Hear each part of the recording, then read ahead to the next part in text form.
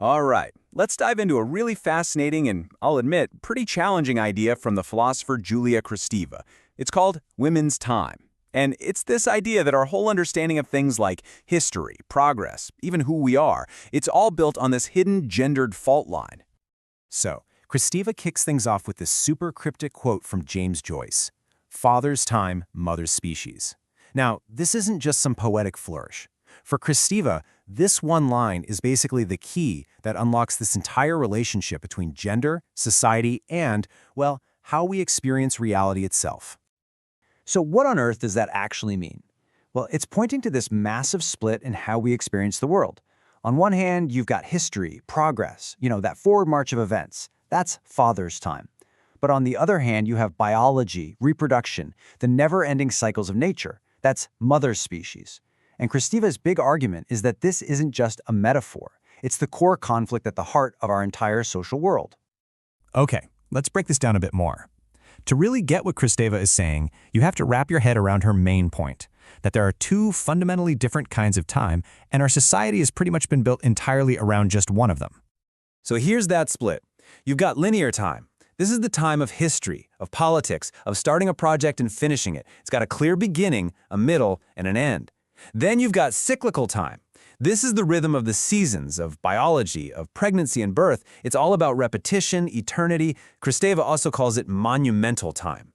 And the thing is, our society, historically, has been obsessed with that linear, masculine time, while this other cyclical, feminine time got kind of pushed to the side. So once you've got that framework in your head, you can start to see how the first generation of modern feminism fits in. Their mission was pretty straightforward. They wanted to get out of that cyclical time and get into linear time. They wanted a piece of history. This first generation, we're talking about the suffragettes, the early existentialist feminists, they fought for really concrete things within the system that already existed. The right to vote, equal pay, getting into the same jobs. All of these demands were about being included in that forward march of history, about getting their names and their work onto that official timeline. The strategy was pretty simple, really. Assimilation. The whole goal was to get this universal idea of woman recognized as an equal player, someone who could play by the established rules of society's linear, historical game. And this is where everything gets turned on its head. Because the next generation came along and asked a totally radical question.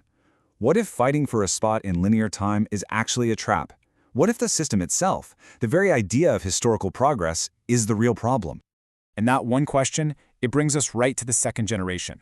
Coming out of all the huge cultural shifts around 1968, they stopped demanding equality inside the system and started to challenge the very foundations of the system itself. So instead of arguing, hey, we're the same as you, their message became something more like, actually, we're different, and that difference is valuable. They shifted their focus away from just politics and started looking at the psychological and symbolic stuff, trying to figure out what makes the female experience unique. See, their goal wasn't just to get a political voice. It was to create a whole new language for the experiences that this male-coded linear world had either ignored or just couldn't talk about. Experiences tied to the body, to motherhood, to that whole other cyclical sense of time. Now, to really understand why they've rebelled so hard, we have to tackle Kristeva's most complicated idea, that our whole society is built on a kind of hidden agreement, what she calls the symbolic contract. And it's a contract that demands a pretty big sacrifice. The easiest way to think about this is like, it's the grammar of society. To speak, to have laws, to make sense to each other, we all have to agree to follow a certain system of rules and separations. This system, the symbolic, is what gives us a shared reality. But to get into it, we have to give something up first. And this is a journey that every single human being takes. We all start in this state of fusion with our mother, a world where there are no clear boundaries. But to become an individual, to even be able to say the word I, we have to separate from that initial wholeness. That cut is what allows us to enter the world of language and society. Now, in psychoanalysis, this fundamental separation is symbolized by the idea of castration. It's not literal, of course, but it represents that necessary loss we all have to go through to gain our own identity and a place in the world. So here is the core conflict for that second generation. They felt that this entire symbolic contract, the language, the laws, the logic of society, was built without their unique experiences in mind. And this feeling of being left out leads to this total revolt against the system, which Kristeva warns can lead to two very, very dangerous places. On the one hand, you get what she calls the terror of power. This is when a woman finally breaks into the system and then becomes its most rigid defender, even more hardcore about upholding the status quo than anyone else. Then, on the other hand, you get the power of terror. This is the complete rejection of the social contract, the attempt to build a separate counter-society that, in its most extreme form, can even tip over into political violence. Okay, so if the first generation wanted in and the second generation wanted out, where do you go from there? Well, Kristeva suggests there's a third way, a new generation that tries to move beyond these battles altogether. For this third attitude, the whole idea of man versus woman is seen as a kind of trap. The fight isn't against some external enemy anymore. It's not about the patriarchy or the system. Instead, the focus turns inward, to the contradictions and all the complexities inside each and every individual.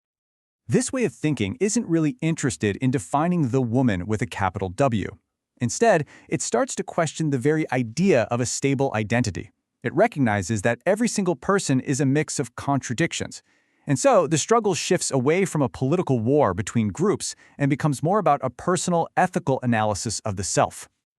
This quote just beautifully captures the whole spirit of this third space. It's this radical acceptance that the real dividing line isn't between me and you or men and women, it's a line that runs right down the center of my own being. So we've traced this incredible arc, right? From that first generation's demand to join history, to the second's radical rejection of it, and now to this third generation's turn inward, towards the messy complexity of the self. And this whole journey leaves us right at the edge of a final profound question about where we go from here. And this is the challenge Kristeva leaves us with. Is feminism going to become a new kind of religion with its own set of fixed beliefs about what woman is and what power is? Or can it remain a tool for radical analysis, a permanent way of questioning ourselves, our society, and the very nature of who we are? It's a powerful question to think about. Thanks for tuning in.